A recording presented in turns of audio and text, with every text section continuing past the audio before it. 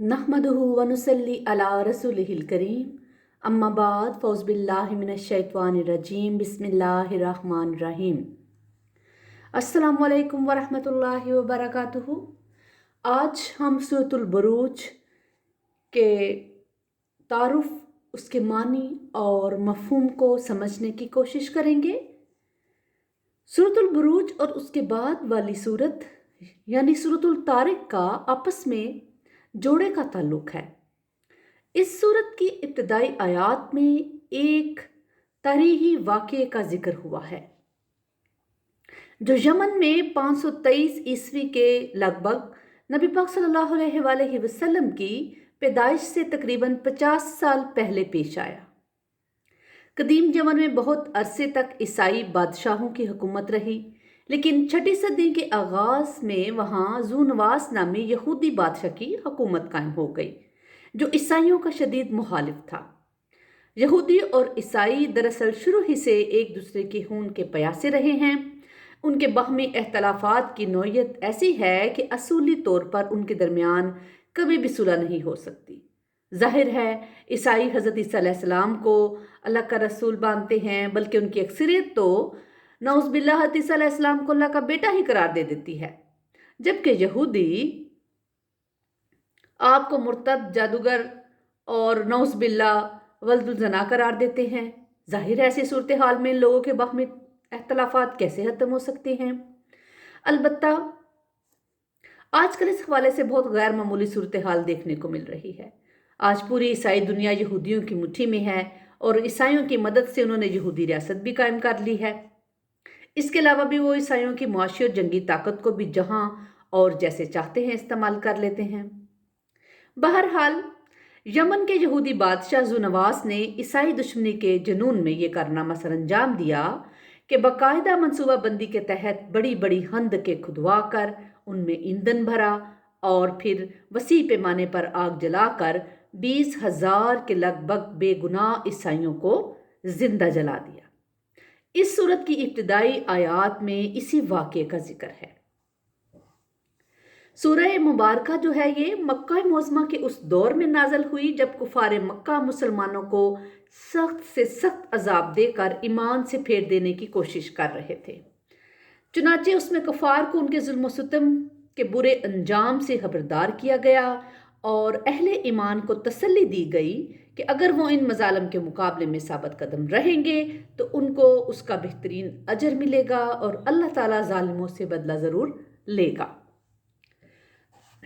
अब हम सूरतुल बुरूज के मानी और मफ़हूम को समझने की कोशिश करते हैं। बिस्मिल्लाहिर्रहमानिर्रहीम। शुरू अल्लाह के नाम से जो बड़ा मेहरबान निहायत रहम वाला है। वस्समाई ज़ातिल बुरूज, कसम है आसमान की जो बुर्जों वाला है। बुर्जों से मुराद आसमान के अजीमुशान सितारे और सैयारे लिए गए हैं। वल यौमिल मौऊद, और कसम है उस दिन की जिसका वादा किया गया है, यानी कयामत का दिन, यौम आखिरत जो आकर रहेगा। व शाहिदिन व मशहूद, और कसम है हाजिर होने वाले की और उसकी जिसके पास हाजिर हुआ जाए। इस आयत के हवाले से बहुत सी ताबीरात की गई हैं, जिनमें से एक ताबीर ये है कि शाहिद से मुराद जुमा का दिन है जो शहर शहर बस्ती बस्ती लोगों के पास हाजिर होता है, जबकि मशहूद उर्फा यानी योम अरफा 10 जिलहज्जा का दिन है जिसके पास लोगों को खुद मैदान अरफात में जाकर हाजिर होना पड़ता है। कुतिला सहाबुल उखदूद, हलाक हो गए वो खाइयों वाले। असहाबुल अखदूद से मुराद वो लोग हैं जिन्होंने खंदकें खोदी और अहले ईमान को उन खंदकों में डालकर जला दिया।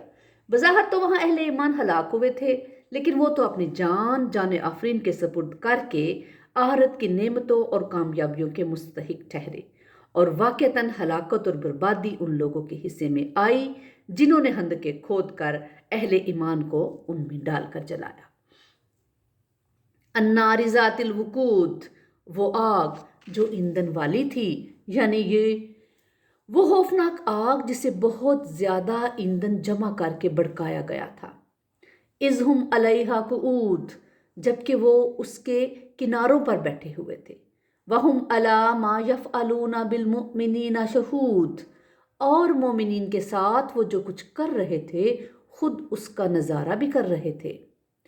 ان صاحب اقتدار اور اختیار لوگوں نے اہل ایمان کو زندہ جلانے کے احکام جاری کرنے پر ہی صرف اکتفا نہیں کیا، بلکہ ان خندق کے کناروں پر انہوں نے باقاعدہ براجمان ہو کر اس دلدوز منظر کو نظارہ کرنے کا اہتمام بھی کیا۔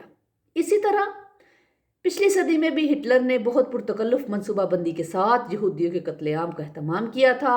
اس مقصد کے لیے اس نے بڑے بڑے گیس چیمبرز نصب کیے اور انسانی لاشوں کو سائنٹیفک انداز میں ٹھکانے لگانے کے نئے نئے طریقے ایجاد کیے۔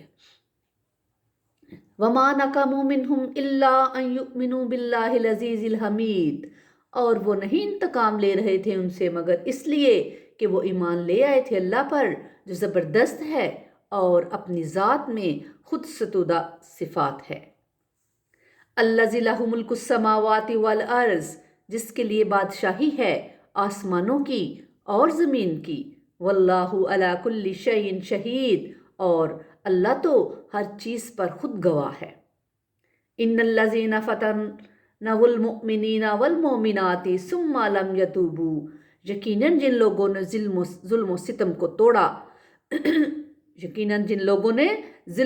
توڑا مومن مردوں اور مومن عورتوں پر، پھر انہوں نے توبہ بھی نہیں کی، اگر ان میں سے کسی نے مرنے سے پہلے توبہ کر لی اور ایمان لے آیا تو اس کا یہ جرم معاف ہو سکتا ہے۔ فَلَهُمْ عَذَابُ جَهَنَّمَ وَلَهُمْ عَذَابُ الْحَرِيقِ، تو ان کے لیے ہوگا جہنم کا عذاب اور جلا ڈالنے والا عذاب۔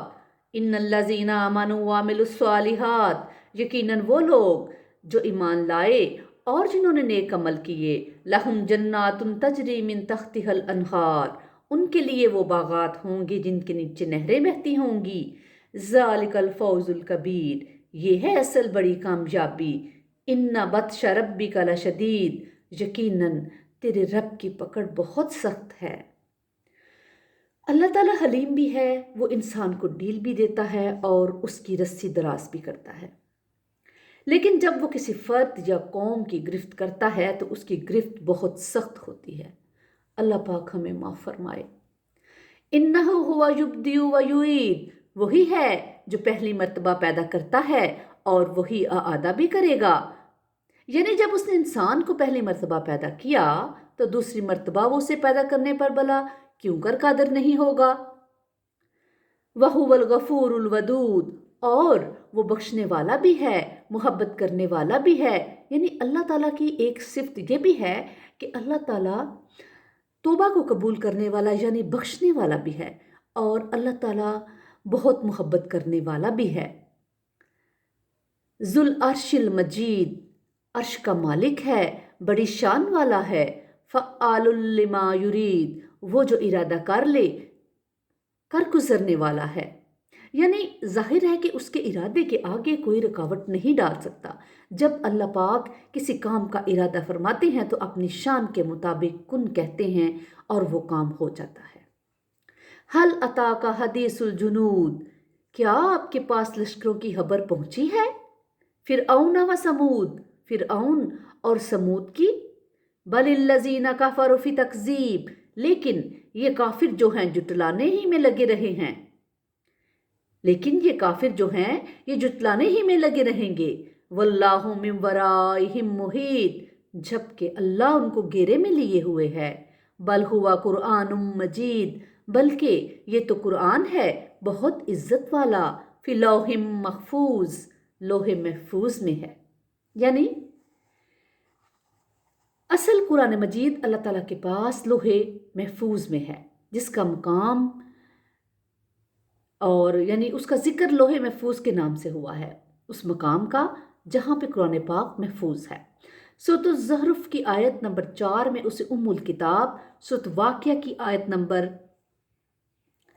78 میں کتاب مکنون، اور سورہ عبسہ کی آیات 13 اور 14 میں اسے صحف مکرمۃ مرفوعۃ مطہرہ کہا گیا ہے۔ اللہ تعالیٰ ہمیں قرآن پاک سے محبت کرنے کی، اس کو پڑھنے کی، سمجھنے کی اور اس پر عمل کرنے کی توفیق عطا فرمائے۔ اشہد ان لا الہ الا اشہد اللہ سبحانک اللہم و بحمدک اشہد اللہ الہ الا انت استغفرک و اتوب الیک سبحان ربک رب العزت عما یصفون وسلام علی المرسلین والحمد للہ رب العالمین.